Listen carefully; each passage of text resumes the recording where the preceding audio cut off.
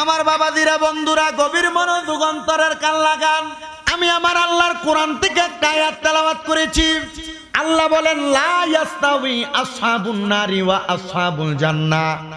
আল্লাহ কয় দুজকি এবং বেহেশতিরা একরকম না। আসহাবুল জান্নাতি হুমুল ফাইজুন। আল্লাহ কয় যারা জান্নাতি তারা হইল সফল কাম। সুবহানাল্লাহ। এবার আমি এই চাঁদপুর জেলার অন্তর্গত হাজীগঞ্জ পৌরসভাধীন পশ্চিম মকিমাবাদ বাবাদের কাছে জানতে যাই, আপনারা বলেন আল্লাহ যে বলল দুজকি এবং বেহেশতিরা একরকম না, যারা বেহেশতি তারা সফল কাম, তারা লাভবান।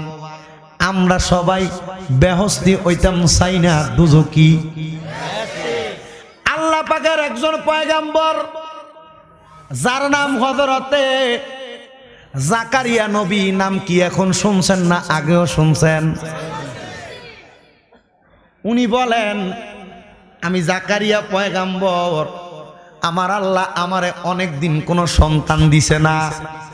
জাকারিয়া নবী কয় আমার যখন কোনো সন্তান নাই আমি আমার আল্লাহর কাছে কান্দি, মাবুদ দুনিয়াতে যে সন্তান দিলেন না, ইন্তেকালের পরে জানাজাটা দিব কি? আল্লাহ কয় জাকারিয়া নবী, ও জাকারিয়া নবী সন্তান দিলাম। হযরতে জাকারিয়া নবীর একজন সন্তান আগমন করলো, যার নাম হযরত ইয়াহিয়া নবী। সুবহানাল্লাহ। বাবা বেশি দূর না, আমি অল্প সময় শর্টকাট করে বলি। ইয়াহিয়া নবীর বয়স 8 বছর। কয় বছর? 8 বছর। উনি লক্ষ্য করে দেখে ওনার আব্বা জাকারিয়া নবী ওনার বাড়ির মধ্যে একটা ছোট্ট ইবাদতখানা বানাইয়া সেখানে কান্দে। ইয়াহিয়া নবী ওনার আব্বারে ডাক দিয়া কয় আব্বায়ো, আব্বা কান্দেন কেন, কান্দেন কেন? জাকারিয়া নবী কয় পুত্রে পুত আমি কান্দি কেন শোনো, আমার আল্লাহ তাআলা বান্দাদেরকে হিসাব নিকাশ করার জন্য হাসর নসর করব, হাসরের ময়দানে উঠাইব। ওই হাসরের ময়দান থেকে কেউ জান্নাতে যাইব, কেউ জাহান্নামে যাইব। বাবারে আমি চোখের পানি পালাইয়া পালাইয়া কান্দি। আব্বা আপনি তো নবী, নবীর আর তো কোনো ভয় নাই, তবে চোখের পানি কেন? জাকারিয়া নবী কয় সন্তান শুনে নাও, ওই হাসরের ময়দান থেকে জান্নাতের দূরত্ব যেটা বন্ধ করতে পারে, দূরত্ব যেটা কমাইতে পারে, সেটাই হলো বান্দার চোখের পানি। ইয়াহিয়া নবীর বয়স 8 বছর। জাকারিয়া নবী কান্দে আর কয় ফুতে জন্য। ইয়াহিয়া নবীর বয়স যখন 9 বছর বয়স, কয় বছর? 9 বছর বয়সে জাকারিয়া নবী কয় আমি আমার না পাওয়ার কারণে আমি আমার সন্তানরে এই এলাকার দামেস্ক নামক এলাকার পাহাড়ের গুহায় গুহায় টোকাইলাম, পাই না। জঙ্গলে টোকাইলাম, পাই না। কত ঘরে ঘরে খুঁজলাম, আমার সন্তান ইয়াহিয়ার আমি খুঁজা পাই না। ইয়াহিয়া পয়গম্বররে যখন আমি খুঁজা পাইলাম না, আমি আমার আল্লাহর কাছে বললাম আল্লাহ আমার পুত্রারে আপনি এত বছর পরে দিলেন, কিন্তু একটা সন্তান আমি খুঁজা পাই না। মাবুদ ও দয়াল আল্লাহ, আমার একটা সন্তান দিতেন, সন্তানটা কোথায় আপনি তালাশ করে বইলা দেন। আমার আল্লাহ ইয়াহিয়া নবী কত জায়গায় সন্তান তালাশ করলা, তুমি যে ঘরে ইবাদত করো এই ঘরে একবার দেখছনি? সুবহানাল্লাহ। কর জাকারিয়া নবী ওনার সন্তান ইয়াহিয়া পয়গম্বরের একটা ডাক দিয়া কয় পুত্রে এ ঘরে কেন কান্দ? সন্তান ইয়াহিয়া ডাক দিয়া কয় আব্বা আপনারা কইছেন এ আল্লাহর হাসরের ময়দান থেকে জান্নাতের দূরত্ব কমানোর মাধ্যম চোখের পানি। আব্বায়ো এজন্য কান্দি, আমার আল্লাহ যেন হাসরের ময়দান থেকে আমার জান্নাতের দূরত্ব কমাইয়া দেয়। ইয়াহিয়া নবীর কথা শুই না হযরত জাকারিয়া পয়গম্বর মাথাটা চক্কর দিয়া মাটির ভিতরে পড়ে গেছে। সুবহানাল্লাহ কন্যা বাবা। মাটির মধ্যে পড়ার সাথে সাথে রে বাবারা হযরতে ইয়াহিয়া পয়গম্বর এবার ওনার আব্বার দিকে তাকাইলেন, চোখে মুখে পানি দিয়া জাকারিয়া নবীরে যখন তুললেন, তোলার পরে হযরত জাকারিয়া নবী ইয়াহিয়া নবীর দিকে ছায়া ছায়া হাসে আর কান্না করে, মুখের মধ্যে হাসি চোখের মধ্যে পানি। হযরত ইয়াহিয়া পয়গম্বর একটা ডাক নিয়ে নিয়ে কয় আব্বাইও আপনি না বেহুশ হয়ে পড়ে গেলেন, কিন্তু আপনাকে দেখা যায় আপনি চোখ দিয়া পানি পালাইয়া কান্দেন আর মুখে দিয়া মুসকি মুসকি হাসেন। আব্বা কেন কান্দেন? হযরতে জাকারিয়া নবী কয় ও সন্তান হযরতে ইয়াহিয়া নবী আমি কেন কান্দি শুনো, আমার আল্লাহ তাআলা তুমি ইয়াহিয়ার চোখের পানি কবুল করছে। আব্বা কেমনে গো? বলে আমার আল্লাহ কইছে তুমি ইয়াহিয়া পয়গম্বরের বয়স মাত্র 9 বছর, এই 9 বছরে আমার আল্লাহ তোমারে নবুয়তের দায়িত্ব দান কইরা দিছে। হযরত ইয়াহিয়া পয়গম্বর ডাক দিয়া কয় জগৎবাসী রে, আমার আল্লাহ যখন আমি ইয়াহিয়া পয়গম্বরের ক্ষমতা দান করছে, আমি ইয়াহিয়া নবী আমার দায়িত্ব অনুযায়ী আমার যোগ্যতা অর্জন করার চেষ্টা করলাম। এ বাবা যদি যোগ্যতা হয় না হয়, দায়িত্ব যদি বেশি হয়, ওই দায়িত্বটা অনুযায়ী যোগ্যতাটা তৈরি করে নেওয়া লাগে। দায়িত্ব যদি হয়, মনে করেন আমারে ছোট একটা বাচ্চারে নিয়ে মসজিদের ভিতরে ইমামতির দায়িত্ব দিল, ইমামতির দায়িত্ব দিল। আচ্ছা এ বাচ্চা যদি তেলাওয়াত সুন্দর, কিন্তু ইমামতি করার জন্য যেভাবে চলা উচিত এ বাচ্চা জানে না চলতে, তো সে আবার চিন্তা করবে আমি তো ইমামতি করবো, তাহলে আমাকে ওইভাবেই চলতে হবে। কথা কন না কেন? মেম্বার হয় নাই, হওয়ার আগ থেকে দেখবেন গায়ের ভিতরে সুন্দর সুন্দর সাদা পাঞ্জাবি সাদা লুঙ্গি সব লাগে, ঘুরে ঘুরে না তো বলে এমনি থাও কা, বলে মেম্বার তো ওই নাই, অনের পরে এমনি চলতে হইব, এমনি চলমু, এটা মানুষের দেখাই। কথা কয় না? ঠিক আছে না? এমন ভাবে ইয়াহিয়া পয়গম্বর কয় আমি আমার প্রস্তুত বানাইতেছি, রেডি করতেছি। হযরত ইয়াহিয়া পয়গম্বর উনি ওনারে উপযুক্ত বানাইতেছে। ইয়াহিয়া পয়গম্বর যখন ওনারে উপযুক্ত বানাইতেছে তখন ওনার বাড়ি হইল দামেস্ক। দামেস্কের ভিতরে যখন বসবাস করে হযরত ইয়াহিয়া পয়গম্বর, ওই জামানার বড় একজন আলেম হইয়া গেছে। সুবহানাল্লাহ। যেহেতু নবুয়ত পাইছে, এলমে দ্বীন অন্তরে বেশি আছে। ওই দামেস্ক এলাকার বাচ্চা যার নাম হাদ্দাদ ইবনে হাদ্দাদ, দামেস্কের বাচ্চা হাদ্দাদ ইবনে হাদ্দাদ বউয়ের সাথে টকজক হওয়ার কারণে, বাদশার বউ রাজার বউ হয় রানী, বউয়ের সাথে টকজক হইলে এলাকার জামাইরা কি করে শুনেন, বউয়ের সাথে একটু ঝগড়া হয়েছে, তাকে কন্ট্রোল করার জন্য বউয়ের দোষটা ক্ষমা কইরা স্বামী সহ্য কইরা বউয়ের সাথে একটা সমাধতা করে ফেলে। একদিন করে, 2 দিন করে, 3 দিন করে, 7 দিন, 5 দিন, 6 দিন, 7 দিন, 8 দিন, 9 দিন সহ্য করার পর আর ভালো লাগে না। না লাগার পরে স্বামীরা মাঝে মাঝে রাগ কইরা বউরে কয় তোর আমি তালাক দিলাম। আমি আমার মকিমাবাদ এলাকার মা বোনদেরকে বলবো, মা গো মা,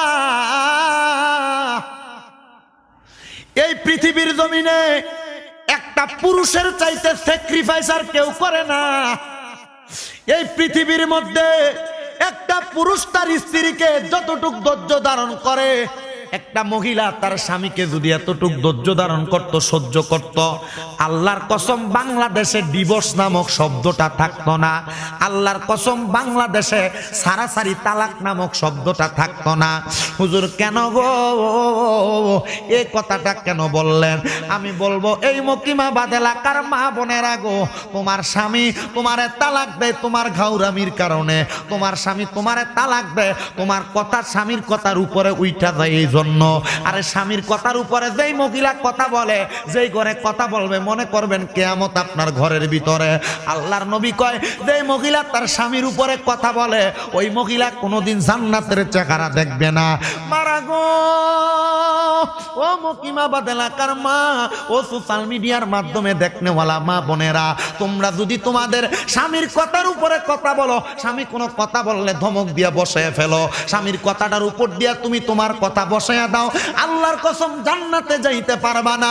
তোমার স্বামী তোমাকে কত বলে, তোমার স্বামীর আদেশ তারা ঘর থেকে বাইর না হইতে তুমি কিন্তু তোমার স্বামীর কথা শোনো না। আল্লাহর নবীর হাদিসে এমনও কথা আছে, যদি কোনো স্ত্রী ঘরের মধ্য থেকে বাইর হওয়ার আগে স্বামীর অনুমতি না দেয়, স্বামী যদি বলে তুমি কোথাও যাইবা না, মহিলা যাইতে পারবা না, আল্লাহর নবী শিখা দেয় এ মহিলারা তোমরা তোমাদের স্বামীর অনুমতি ছাড়া বাবার বাড়ি তো যাইতে পারবা না। আর আপনার বউ আপনার কোন অনুমতি দূরের কথা, আপনারা বলো না হাজীগঞ্জের বাজারে যায় বাজার করতে, 50 টাকার একটা উন্না কিনবে 10 দোকানে ঘুরে। আপনার স্ত্রী হাজীগঞ্জের ব্রিজের উপরে চলে যায়। এ মা বোনেরা, এমন অবাধ্য স্ত্রী যদি তুমি হও, কস কামে লাগবো নি। আপনারা যদি এমন অবাধ্য স্ত্রী হন, আল্লাহর কসম মা, জান্নাত জান্নাত পাবেন না। মহিলা যারা স্বামীর কথার উপর দিয়া জামাইরে ধমক দাও, এ মহিলারা স্বামীর কথা যারা শোনো না, আল্লাহর কসম মনে রাখবা, এই স্বামীর অবাধ্য হওয়ার কারণে, স্বামীর অবাধ্য হওয়ার কারণে তোমার জান্নাতে যাওয়া বন্ধ হয়ে যাবে। মাঝে মাঝে আমারে অনেক প্রবাসীরা বিদেশ থেকে কল দেয়, হুজুর আমি তো বিদেশে আসছি আমার বউ বাচ্চার খাওয়ান কুরাক জোগানোর জন্য, আমার বউরে আমি কত বোঝানো বুঝাই, হুজুর আমার বউ আমার কথা শোনে না। প্রত্যেক সপ্তাহে সপ্তাহে আমার বউ মার্কেটে চলে যায়, হুজুর আমার অনুমতি ছাড়া আমার বউ মার্কেটে যায়, ফুচকা খাইতে যাই, এখানে যাই, ওইখানে চলে যায়। আমি জিজ্ঞাসা করলাম, ভাই কেন আপনার কথা শুনবে না?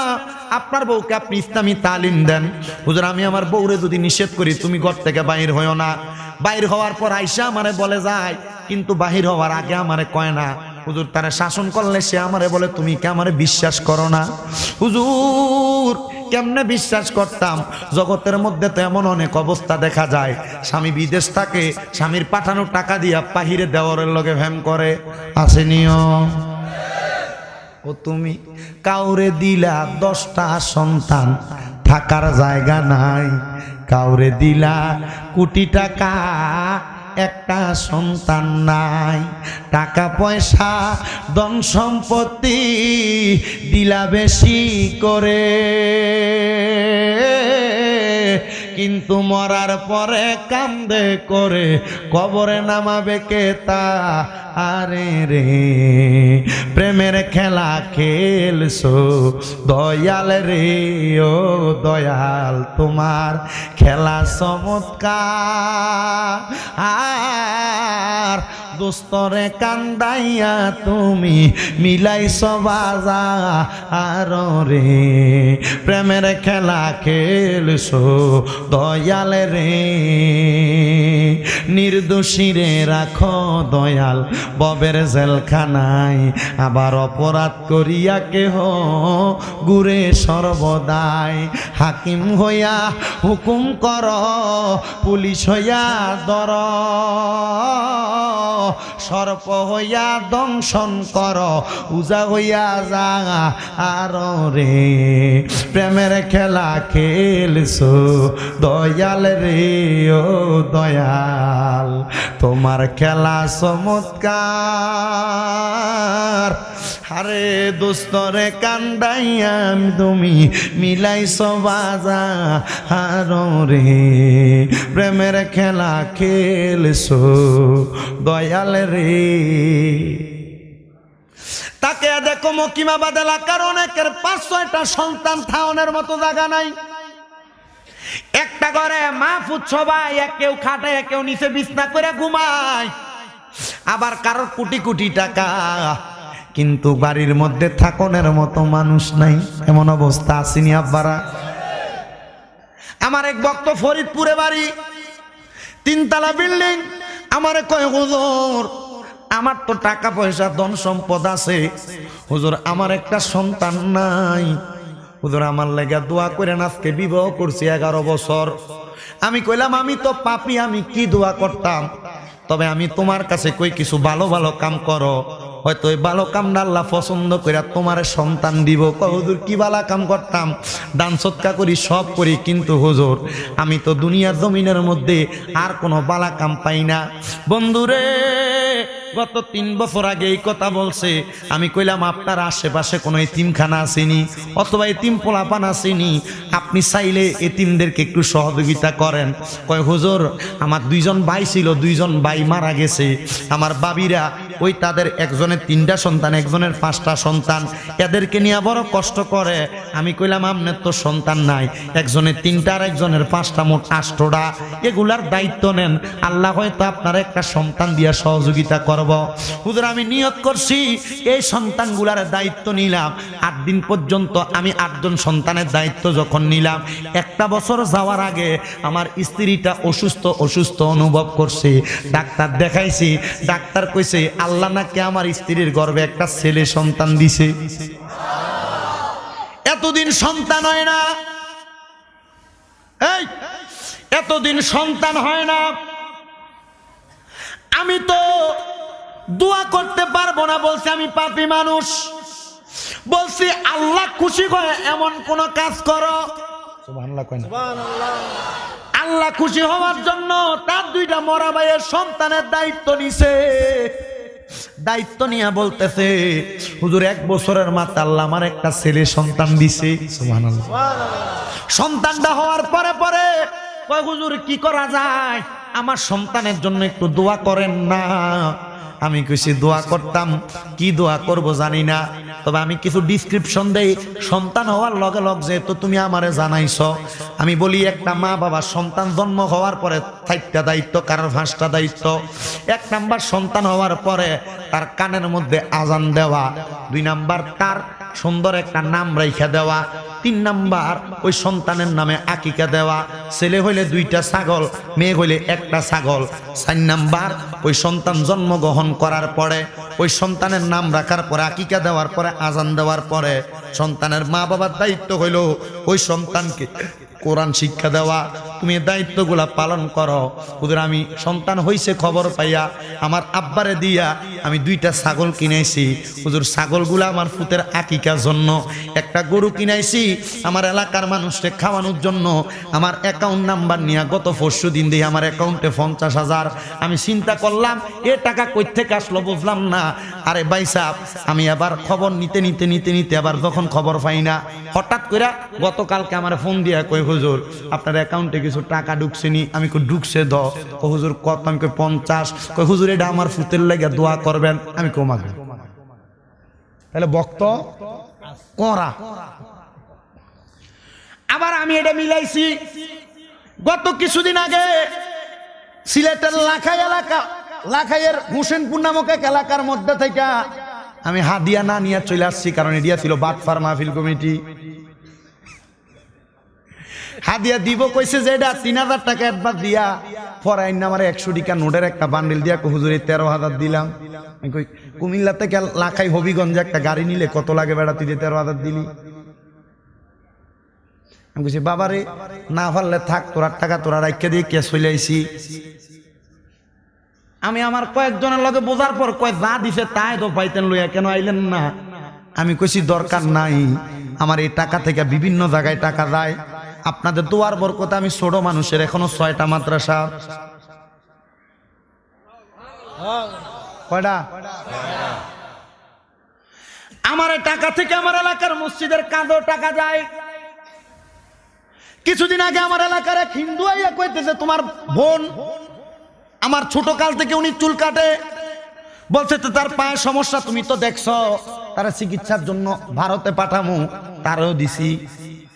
এগুলা প্রকাশ করতেছি না, এগুলা আপনাদের টাকা, কারণ আমার বাপ আমার কসাইগিরি করে মানুষ করছে, আমি আপনাদের থেকে নিয়েই তো মানুষরে দেই, মাদ্রাসা চালাই। আমি চিন্তা করলাম ওইখান দিয়া মাত্র 30,000 ছাইরা দিয়েছি, আর আল্লাহ আমারে 50 দিয়া পূরণ করছে। আমি চিন্তা করছি তাওয়াক্কালতু আলাল্লাহি ওয়া রাসূলি, আল্লাহর প্রতি তাওয়াক্কুল, রাসূলের প্রতি তাওয়াক্কুল রাখলে আল্লাহ কেউ রে খালি ফিরায় না। সারছি 30 পাইছি 50। আল্লাহ গো আপনার খুশির জন্য করছি। ও বন্ধু মুসলমান ইমানদারের দলেরা, তাহলে এবার আমি যে আপনাদেরকে বললাম আল্লাহ তাআলা সন্তান দেয়, কিন্তু সন্তান দিয়া সবাই কামের কাম করতে পারে না। সন্তান দিয়া কামের কাম করাইতে হইলে সন্তানটারে তো তেমন একটা সন্তান বানান লাগবো। আপনি ফুট বানাইছেন, চিন্তা করেন, আপনাদের বিবেকের কাছে ছেড়ে দিলাম।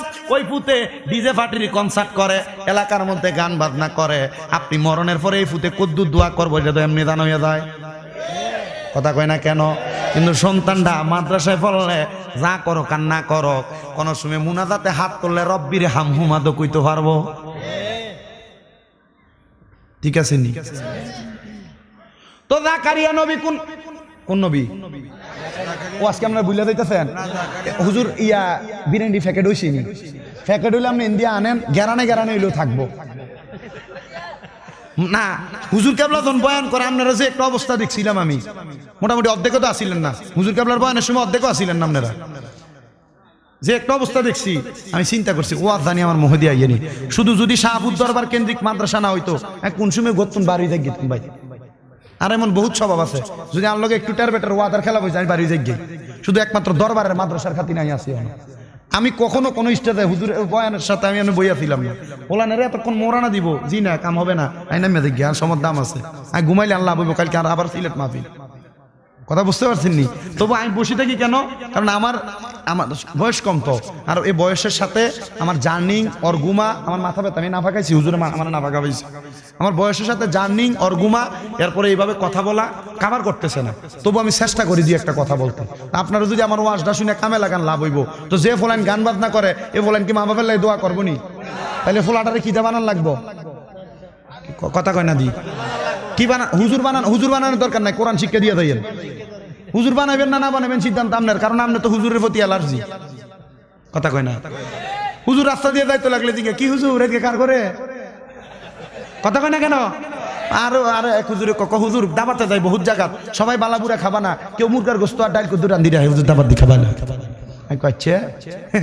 আমি চিন্তা করিয়েন না, হুজুরা সব জায়গাতে আবার মুরগার গোস্ত ডাইল না। গতকালকে মাহফিল ছিল হোমনাতে দড়ি বাসা নিয়া, হেতারা খাবাইছে তো খাবাইছে, আচ্ছা হাদিও দিছে, গরুর গোস্ত ডিব্বাত ভরি দিছে, ফাঁস ডিব্বাত ভরি দিয়ে দিছে, বাইতে দিছে। তো হুজুরা কি সব জায়গায় ঠগেনি? ওইটাও শাহপুর দরবারের মাহফিল, এটা ফাঁক পাঞ্জাতন মাদ্রাসা হোমনা দড়ি বাসানি এলাকায়। খবর নিয়ে দেখেন গতকালকের মাহফিল আমার ফেসবুক পেজে আছে, দেখেন 41 শতক জায়গা দিছে এলাকার মানুষে, দিয়ে একটা শাহপুরের নামে একটা মাদ্রাসা করছে। কয় শতক? 41 শতক। এক মুরব্বী বুড়া বেটা 2 লাখ টাকা, মানে 1 লাখ টাকা করে 2 লাখ টাকার বান্ডেল লয়ে এসেছে। এনে দান করে না, আর ওখানে দান করি না অভাব নাই। আমার আগে বিপ্লবী সব কালেকশন করছে, আমি করছি, এরপর আপনারা মাধ্যম সহ হুজুর এখানে গেছে, মানুষ টাকা দিয়ে থুবা আলাইছে মাদ্রাসার জন্য। আমার এক মাওলানা শফিউল্লাহ আমার কইতে ভাই যা মানুষ জায়গা দই না আরো আছে, মানে 116 শতক দিতে আরো দেওয়ার মতো লোক আছে, কিন্তু এই জায়গাটার লগে দেওয়ার কোনো জায়গা নাই। মারহাবা কয় না তো? এটা সুন্নিয়তের মার্কাজ হইছে না, মাদ্রাসা হইছে, এটা দিয়ে ইসলামের কাজ হবে, প্রচার হবে কোরআন সুন্নাহর। আমি চিন্তা করলাম এলাকার মানুষের মাঝে একটা মহাব্বত আছে। আমি এলো 5 বার গেছি ওই এলাকায়, আবার যাবো 14 তারিখ। এটা একটা মহাব্বতের সম্পর্ক। তা আলেম বানান, আলেমের সাথে সম্পর্ক করেন, আলেমদেরকে ভালোবাসেন, মহাব্বত করেন, লাভ আছে না নাই? জোরে কয় না, লাভ আছে না নাই? আমার বাবাজিরা বন্ধুরা, নবীর নাম হযরত জাকারিয়া নবী। কি নবী? নবীরা জান্নাতের আশা করেনি? করেনি? কথা কয় না? করে। জাকারিয়া নবী আল্লাহর কাছে কান্দে, মাবুদ ও দয়াল আল্লাহ একটা সন্তান দেন। কান্না করতে করতে আল্লাহর কাছে চায়। আপনারা বলেন যেখানে আল্লাহ বলছে লা তাকুনা তুমি রহমাতিল্লাহ, আমি আল্লাহর রহমত থেকে নিরাশ হইও না। আল্লাহ তাআলার কাছে চাইতে চাইতে যদি বুড়ো হইয়া যান, বুড়া বয়সে আল্লাহ সন্তান দেওয়ার ক্ষমতা আসেনি। আমি খবর পাইলাম গরুর গোশত তাবারুক রেডি আছে। যদি প্রশ্ন করি তাবারুক খাওয়ার লোভে আসছেন? আমার জ্ঞানী গুণী বাবাজিরা বন্ধুরা, প্রশ্ন যদি করি কেন আসছেন, উত্তর হবে হুজুর আমরা জীবনে অনেক গুনাহ করলাম, আমরার গুনার খবর আমরার মা জানে না। জানেনি? জানলে ফুৎকিয়া পরিচয় দিত নি। হুজুর আমরা জীবনে অনেক গুনাহ করছি, আমরার গুনার খবর আমরার বাপ জানে না, জানলে ফুত বইলা পরিচয় দিত নি। এই মুরব্বীরা একবার চিন্তা করেন, আপনাদের গুনার খবর যদি আপনাদের সন্তান জানত, বাপ কইয়া পরিচয় দিত না। যুবকেরা চিন্তা করো, তোমরার গুনাহ যদি তোমরার মা বাবা দেখত, সন্তান বইলা পরিচয় দিত না, ওই আল্লাহ এমন আল্লাহ, আল্লাহ কয় বান্দা কত গুনাহ করছো, লা তাকুনাতু মির রাহমাতিল্লাহ, আমি আল্লাহর রহমত থেকে নিরাশ হইও না। ইন্নাল্লাহা, নিশ্চয় আমি আল্লাহ, ইয়াগফিরুয যুনুবা জামিআ, সকল প্রকার গুনাহগুলোকে ক্ষমা করে দেই। ইন্নাহু হুয়াল গফুরুর রহিম, নিশ্চয় তিনি আল্লাহ যিনি ক্ষমাশীল এবং দয়ালু। এবার বলেন, আজকে এই মকিমাবাদ, পশ্চিম মকিমাবাদ 4 নং ওয়ার্ড দরগাবাড়ি জামি মসজিদের মাঠ থেকে পাক পাঞ্জাতন আলাইহিমুস সালাম সুন্নিয়া নুরানি হাফিজিয়া মাদ্রাসা ইতিমখানার মাহফিল থেকে আমরা যদি ওই আল্লাহরে আল্লাহ বলে ডাকি, ওই আল্লাহর কোরআনের তেলাওয়াত করি, আমার আল্লাহ আমরার জীবনের গুনাহ মাফ করতে পারে কি পারে না? আরে তুমি তো মালিকুল কাদির,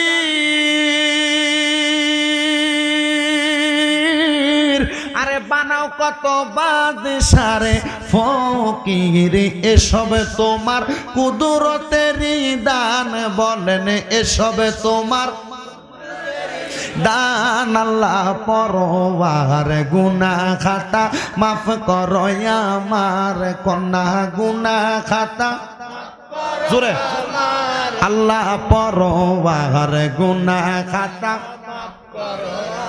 না যাই না কইরাছি গুনাহ, মাফ কইরা দাও সাইরা বানা, তুমি সারা কে আছে আমার কন্যা, তুমি সারা কে আছে।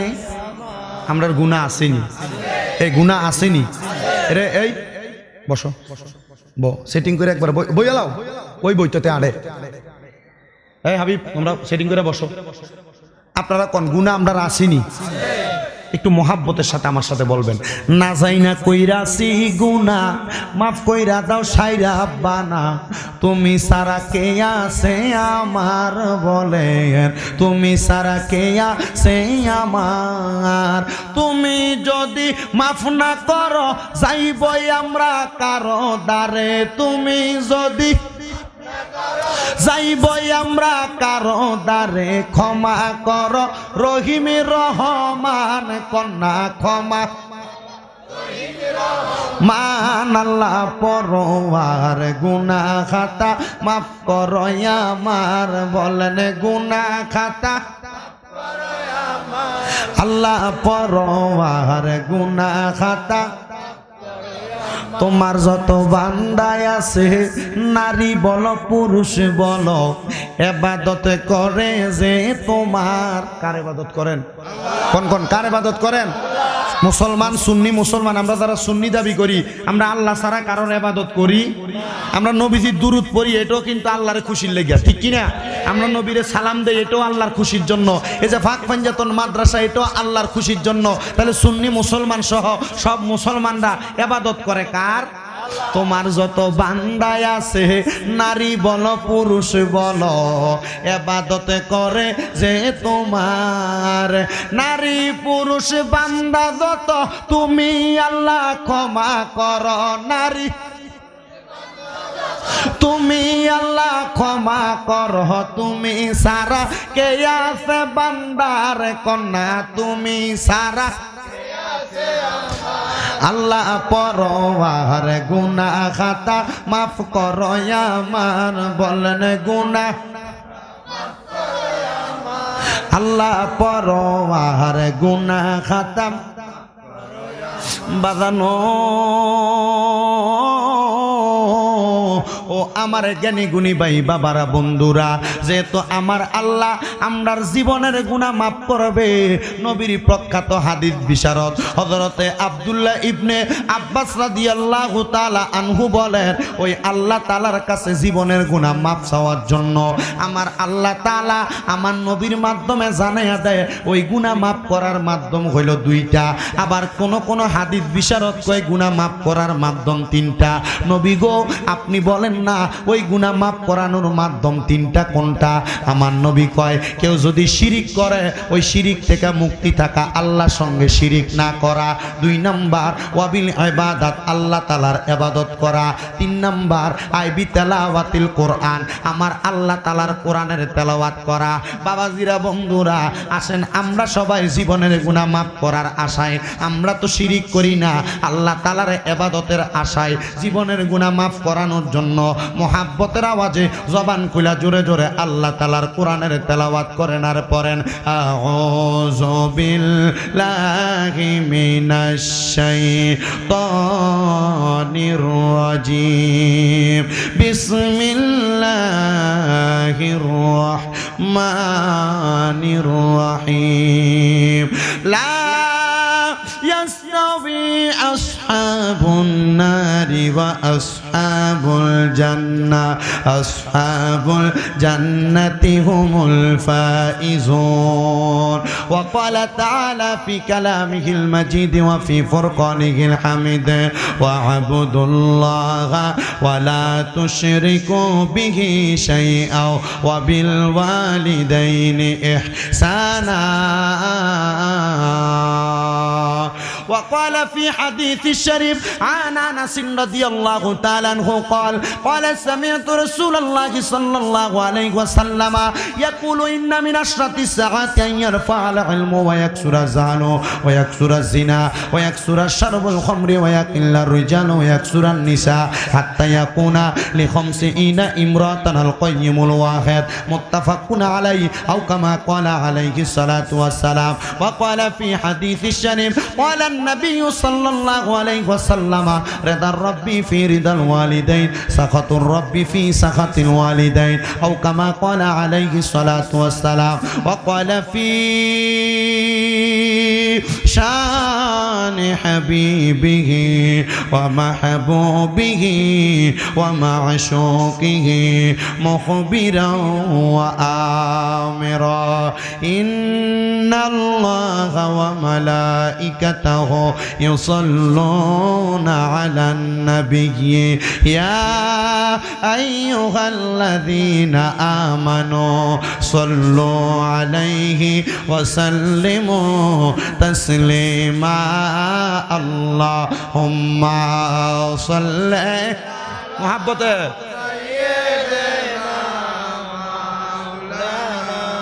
محمد وعلى آل سيد জবান খুলে জোরে জোরে দুরূদ শরীফ আদায় করেন আল্লাহুম্মা সাল্লি মাওলানা মুহাম্মাদ ওয়া আলা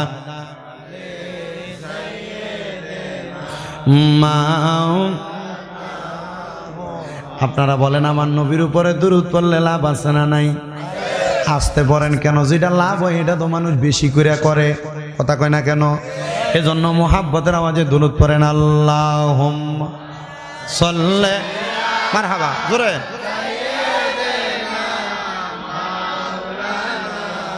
মুহাম্মাদ ওয়া আলা মাও লা ইলাহা ও লাই এক্সপেয়ার মাইক একরকম করো লা ইলাহা ইল্লাল্লাহ ও লা ইলাহা ও লা ইলাহা ইল্লাল্লাহ লা ইলাহা লাই আদম হাওয়া বানাইলা বেহেশতের মাঝে রাখিলা আরে হিকমতে গম খাওয়াইয়া ইয়া দুনিয়াতে পাঠাইলা লা ইলাহা লাই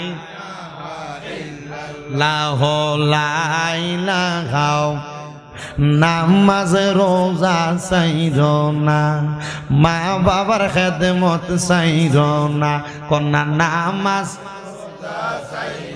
না, মা বাবার খেদমত চাইর না, আমার নবীর দুরূদ বইল না, বলেন আমার নবীও তোমায় বলবে না লাই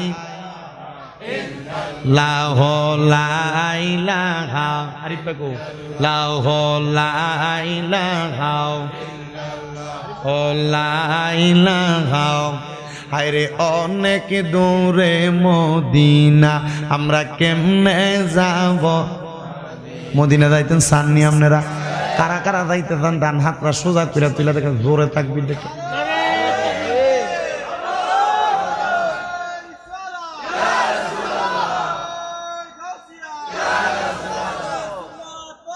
ঠিক আছে সব ঠিক আছে জোরে কোন মারহাবা তাহলে মদিনা যাইতে চাই কি চাই না একটু জোরে জোরে পড়ে অনেকে আর লাসেন কেন এগুলা যেমনা ছিল ভালো ছিল আরিফ কো আমরা নি আরিফ ভাই আরে হেতে লম্বা যে হেতে না ফরা ফরা ফরা এদিকে কই এই হুরা হাজিগঞ্জে হেতে সেটিং এ ওয়াজ করে মজা হয় আর নাইলে আর কেউ সেটিং এ মজা হয় ঠিক আছে নি সরব বইও তাহলে বলেন আমরা মদিনা যাইতাম চাইনি জোরে কোন অনেক দূরে মদিনা আমরা কেমনে যাব জানি না দয়াল আল্লাহ দয়া করেন রেন নসিব করেন মদিনা লা ইলাহা লা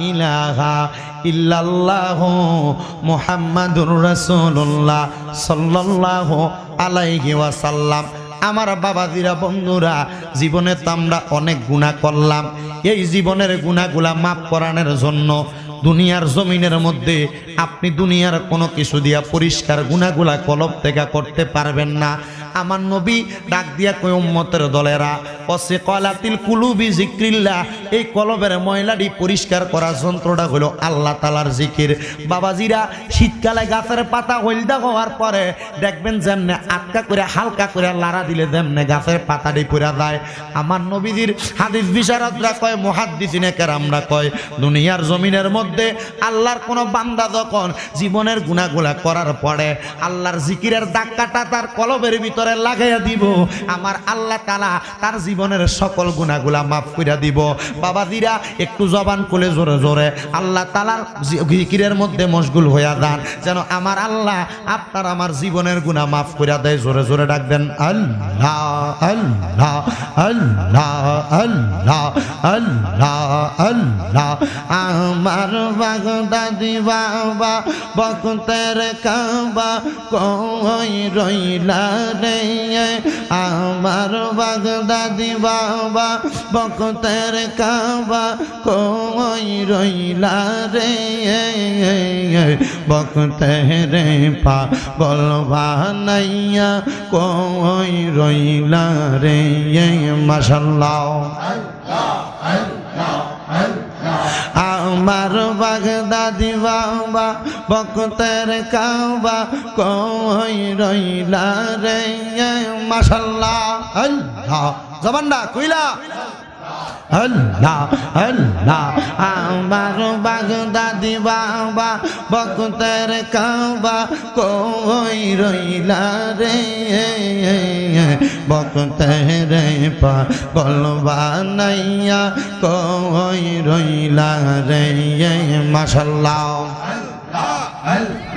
বাবা তুমি দয়া করে দেখা দিও এই রেজারে বাবা তুমি দয়া করে দেখা দিও এই আশিক রে প্রেমের মালা গলায় পরে প্রেমের মালা গলায় পরে ডাকিতাছি রে বক্তের পাগল বানাইয়া কই রইলা রে মাশাআল্লাহ আমার আবছা বাবা বক্তের কাবা কই রইলা রে আমার কাউকা বাবা বক্তের কাবা কই রইলা রে বক্তের পাগল বানাইয়া কই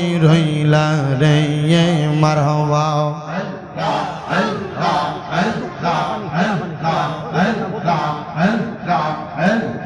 আল্লাহ বাগদাদি বাগদাদি বলে বকবাসাই নয়নের জলে বাগদাদি বাগদাদি বলে বকবাসাই নয়নের জলে একবার দেখা দিয়া ধন্য একবার দেখা দিয়া ধন্য করোনা রে বকতের পাগল বানাইয়া কই রইলা রে মাশাআল্লাহ আল্লাহ আল্লাহ আল্লাহ আল্লাহ শাহপুরের প্রেম বাগানে শাহপুরের প্রেম বাগানে একটি নূরের ফুল সেই ফুল আমার প্রাণের মুর্শিদ বাগদাদি হুজুর সেই ফুল আমার প্রাণের মুর্শিদ কাউকাব শাহ হুজুর মাশাআল্লাহ প্রেম বাগানে ফুটলো আজব ফুল বাগদাদি বাবার নয়ন মনি কাউকাব শাহ হুজুর মাশাআল্লাহ সদাই তিনি থাকেন সদা আল্লাহ জিকিরে মশগুল আল্লাহ আল্লাহ জিকিরেতে থাকেন যে মশগুল সেই ফল আমরার পানের মুর্শিদ বাগদাদি হুজুর মারহাবা আল্লাহ আল্লাহ পাঞ্জাতনের পথের দিশা রে আমরার নয়ন পনি বাগদাদি মুর্শিদ গো জানি মাশাআল্লাহ আবার ঈদে মাঝে নবীর প্রচার করেন গো তিনি ঈদে মাঝে নবীর প্রচার করেন গো তিনি সেই ফুল আমার পানের মুর্শিদ কাউকাব শাহ হুজুর সেই ফুল আমরার পানের মুর্শিদ বাগদাদি হুজুর মাশাআল্লাহ আল্লাহ আল্লাহ মুর্শিদ কইয়া যাও যাইবার কালে লইয়া যাইবা নেই মাশাআল্লাহ মুর্শিদ কইয়া যাও যাইবার কালে লইয়া যাইবা নেই মাশাআল্লাহ তোমার গায়ার পুরান জামা আমায় দিবানি কাউকাব কইয়া যাও যাইবার কালে লইয়া যাইবা নেই মাশাআল্লাহ আল্লাহ শাহপুরে উড়েছে তাওহীদের নিশানা শাহপুরে উড়েছে তাওহীদের নিশানা ঘুমায়ো না মায়ার ঘুমে আশেক জামানা মাশাআল্লাহ আল্লাহ আল্লাহ আল্লাহ আল্লাহ লা ইলাহা ইল্লাল্লাহু মুহাম্মাদুর রাসূলুল্লাহ সাল্লাল্লাহু আলাইহি ওয়াসাল্লাম একটা জবানও বন্ধ রাখবেন না জবান খুলে উচ্চ কণ্ঠে জোরে পড়েন আলহামদুলিল্লাহ আরো উচ্চ কণ্ঠে কোন আলহামদুলিল্লাহ পশ্চিম মকিমাবাদে এই জান্নাতের বাগান হইছে আপনারা খুশি না বেজা আপনারা থেকে আরেকটা দল বেশি খুশি আরে না ভেতরা কি খুশি হন আপনার রে বাবা তোমরা এখানে কন্যারে যারা আছো আল্লাহর ওয়াস্তে কথা বইলো না কেমন না না না থাক না না এরা হয়তো দরকারি কথা কয় থাকো তোমরা মাশাআল্লাহ বড় ভাই লিড দিতেছে তোমরা ভাইয়ের কথা মোতাবেক বইয়া লাও বিরিয়ানি আছে গরম গরম গরুর বিরিয়ানি বইয়া লাও কথা কইও না ইনশাআল্লাহ আমরা যেমন হ্যাঁ ঠিক আছে তো এবার, হ্যাঁ ঠিক আছে, তারা বড় ভাইরে মানে এটা বোঝা গেছে, এবার কথা মোতাবেক বইতেছে আলহামদুলিল্লাহ। আরো জোরে কোন আলহামদুলিল্লাহ। এলাকার বড় ভাই নি, ঠিক আছে ইনশাল্লাহ। তাহলে এই জান্নাতের বাগানের উসিলায় আমরাও খুশি, আমাদের সাথে আরেকটা দল খুশি। আপনারা কোনে মকিমাবাদ কবরস্থান আসেনি? কথা কন না, কবরস্থান আসেনি? আমরা তো বেশি খুশি হইলে কবরবাসীরা, জোরে কোন সুবহানাল্লাহ। বলে হুজুর কিল্লাই খুশি, এটা একটু আন্ডারে কন। খুশি হইলে এই কারণে আজকে এই কবরবাসীদের রুহুগুলাকে আল্লাহ উন্মুক্ত করে দিছে। সুবহানাল্লাহ কয় না তো, জোরে কন না। কবরবাসীদের রুহুকে আল্লাহ উন্মুক্ত করে দিছে। আপনারা মকিমাবাদবাসী যারা এখানে আছেন, আপনাদের যাদের মা কবরে, বাবা কবরে, বংশ গোষ্ঠী গিয়াতি কবরে, এদের রুহুগুলো আজকে মাহফিলে চারিদিক দিয়ে ঘুরতেছে। ভিক্ষুক যেমনি ভিক্ষা চাই, এর চাইতে আরো কঠিন ভাবে এরা আপনাদের কাছে দোয়া চাইতেছে, আল্লাহ আমরারে এই আমাদের আত্মীয় স্বজনের দোয়াটি আমরারে দেন। আল্লাহ নবীর হাদিস শরীফে কয়, এই কবরবাসীরা কবরে যাওয়ার পরে যায় যায় দেখে যে তাদের কবর আযাব মাফ। প্রশ্ন করে, আল্লাহ আমরার কবর আযাব মাফ কেন? আল্লাহর পক্ষ থেকে উত্তর দেয় যে তোমার ওয়ারিসদাররা মকিমাবাদ মাহফিলে, মানে বাংলাদেশ না সারা বিশ্বের যত মাহফিলে আপনি বসবেন, এই বসার কারণে তারা তোমার জন্য দোয়া করছে, আর আল্লাহ আমি তোমাদেরকে মাফ করে দিছি। আর যারা এখনো বাড়িতে ঘুমাই রয়েছে, রে আমার টুপি ডানছে, তা ঘামাই গেছে, পশ্চিম মকিমাবাদ এই জান্নাতের বাগানের মাহফিল হয়েছে, এতারা এতারা জিএসআমের দাবাত দিছে, বেআইরে দাবাত দিছে, বেআইনরে দাবাত দিছে, তালতো ভাই তালতো বাইনরে দাবাত দিছে, দিয়ে হানজিনাল্লা সন্ধ্যাবেলা বাইরই চটফটি ফুচকা বাদাম বুট মনিকা টনিকা যা খাওয়ানোর খাই। তখন মোটামুটি এতারা ফিরিতে আলাপ মারতেছে, বেআই বেআইন মিল জিএস জামাইয়ের লোকে আলাপ মারতেছে। এতে করে আত্মীয় স্বজনের রুহু কবরে ফিরে যাবে। ফিরে যাওয়ার পর দেখবে এদের কবরে আযাব যা ছিল তাই আছে।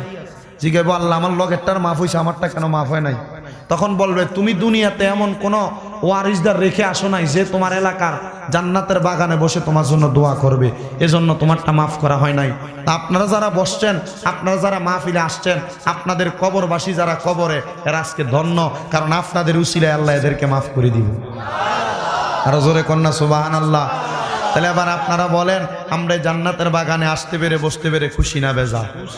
মুআজ্জিজ মুকাররম ওয়াজিন এবং সামিয়াইনে কেরাম, এই পশ্চিম মকিমাবাদ 4 নং ওয়ার্ড দরগাবাড়ি জামে মসজিদ প্রাঙ্গণে পবিত্র ঈদে মিলাদুন নবী সাল্লাল্লাহু আলাইহি সাল্লাম উদযাপন উপলক্ষে পশ্চিম মকিমাবাদ 4 নং ওয়ার্ডের যুব সমাজের উদ্যোগে পাক পাঞ্জাতন আলাইহিমুস সালাম সুন্নিয়া নুরানি হাফিজিয়া মাদ্রাসা ও এতিমখানার 3য় বার্ষিক ওয়াজ ও দোয়ার মাহফিলের যিনি সম্মানিত প্রধান অতিথি, আমাদের সবার মাথার সেরতাজ শাহপুর দরবার শরীফের পীর সাহেব হুজুর সুমধুর, যিনি বহুদিনী মাদ্রাসার প্রতিষ্ঠাতা, মহান আধ্যাত্মিক সাধক মহিউস সুন্নাহ শাহ সুফি শেখ শাহজাদা আলহাজ সৈয়দ গোলাম মোহাম্মদ আব্দুল কাদের কৌকাব আল কাদেরী মাদ্দাজিল্লাহুল আলী, আল্লাহ যেন আমাদের পীর সাহেব হুজুরের হায়াতে বরকত দান করে, কোন আমিন। আপনারা আমিন কন্যা যে হুজুর আমার দফিন না, আমি কিল্লাই দোয়া করতাম, আমনে আমিন কইলে এ হুজুরের লাই দোয়া করছে, আপনার পীরের উপরে দোয়া যাইব আলহামদুলিল্লাহ। এজন্য কারোর জন্য দোয়া করার সময় আলসিয়া করবেন না, বেশি বেশি দোয়া করবেন। বলে হুজুর হেতে তো আল্লাহ দোয়া করে না, আমি কিল্লাই হেতে লাই দোয়া করতাম।